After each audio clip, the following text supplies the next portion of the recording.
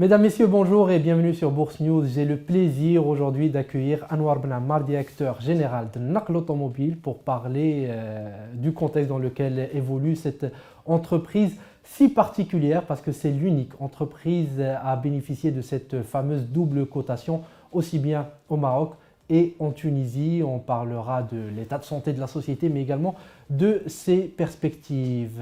Anwar Ben Ammar, bonjour, merci d'avoir accepté notre invitation. Shukran, merci pour l'invitation. Avec plaisir, bienvenue au Maroc, parce qu'on est en train de tourner cette capsule au Maroc. Vous êtes en visite ici. Et avant de parler de Naql Automobile en tant qu'entreprise, peut-être parler de cette expérience de double cotation. Ça fait quelques années déjà que vous le faites. Alors, je ne vais pas vous le cacher, au début, on a eu un très grand enthousiasme après ça, parce qu'on se disait qu'on va avoir beaucoup d'entreprises qui vont franchir ce pas, faire une double cotation au Maroc et en Tunisie. J'imagine pas évident à monter au départ. Mais finalement, vous êtes le seul exemple, le seul cas. Donc, on aimerait bien avoir votre retour d'expérience quelques années plus tard. Qu'est-ce que ça vous fait en termes d'opportunités, mais également de contraintes d'être listé sur les deux marchés? Oui, tout à fait, parce que ça, c'est une expérience qu'on a commencé à vivre depuis 2010 maintenant. Pratiquement, on est le seul titre qui est coté sur la bourse de Tunis, en même temps sur la bourse de Casa. C'est très structurant pour nous de se conformer au règlement des deux marchés en termes d'entreprise.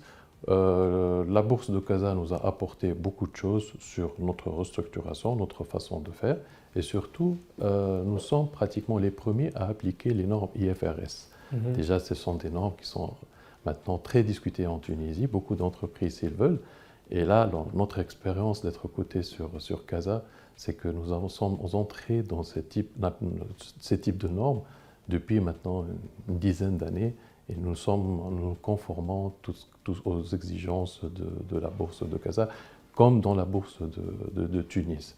C'est une expérience enrichissante, c'est une expérience très restructurante pour nous, et aussi ça nous donne une image un peu internationale de Naql à travers son environnement. Tout à fait. En termes de gouvernance, est-ce que ça a des impacts ou pas sur votre gouvernance, cette double cotation? Un impact, la cotation elle-même, non, parce que Naql, historiquement, elle a toujours été gouvernée par une méthode institutionnelle. Donc Naql, c'est vraiment structuré avec une méthode de gestion moderne, d'entreprise institutionnelle, où les institutions de l'entreprise, qui gèrent à travers son conseil d'administration, ses assemblées, sa direction générale, qui reporte au conseil, qui travaille sur une stratégie et qui applique les méthodes de gestion moderne d'une entreprise. Ça, c'est vraiment, Naql, ça a été comme ça. Et après le rachat de Naql par le consortium Poulina et Amen Group, à partir de 2012, cette gouvernance-là s'est encore renforcée et nous avons mis en place toutes les institutions nécessaires pour vraiment gérer une entreprise moderne, avec les méthodes de gestion modernes. Donc Naql est vraiment ancré dans ce type de choses qui sont très bénéfiques pour l'entreprise, pour ses employés et pour ses actionnaires. Et pour ses clients. Très bien. Alors, en préparant un peu notre interview, j'ai vu que vous étiez leader de votre marché. Est-ce que vous pouvez nous parler un peu de la santé financière de Naql aujourd'hui? On sait que les résultats 2023 n'ont pas encore été publiés, donc vous avez des devoirs de réserve. Mais globalement, quelle est la situation économique et financière de Naql aujourd'hui? Naql se porte bien. Naql, c'est une entreprise financièrement solide. Elle a terminé 2023 leader sur le marché avec 13% de part de marché, avec un chiffre d'affaires qui a dépassé 600 millions de dinars tunisiens. Donc là, c'est une performance qu'on a réalisée en 2023. Donc Naql, elle a entré en plus de marché de véhicules. Elle est entrée en 2023 dans le marché des camions poids lourds. Et 2023, c'est la première année complète où nous avons commercialisé les camions poids lourds. C'est un autre segment qu'on a développé en plus du véhicule. Nous avons eu la marque Renault Track pour la Tunisie à partir de 2022. Et 2023, c'est une année, la première année complète qu'on a réalisé ce business-là avec plus que 100 camions immatriculés et 21% de part de marché.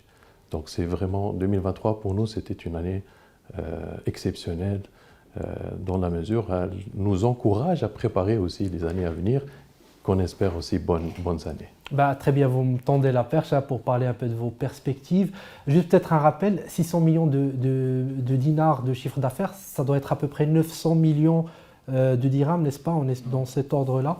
C'est à peu près 2 milliards 100 de dirhams de chiffre d'affaires et une progression à peu près de 29% par rapport à ce qui a été réalisé en 2022. Très bien. Donc, vous voyez, 2023, c'était une année d'exception qu'on a réalisée à Naql Automobile.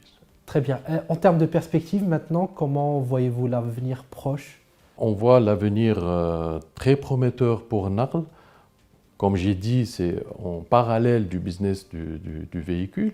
Nous avons aussi le business du camion, mais aussi Naql a une stratégie de diversification. Nous avons entré dans le business de la location. Donc ça, c'est avec une société filiale STLV, avec la marque Hertz. Là, on voit aussi qu'il y a un avenir là-dessus parce que nous proposons la location en courte durée et aussi la location en longue durée. Donc on prépare un peu l'avenir sur ce segment-là.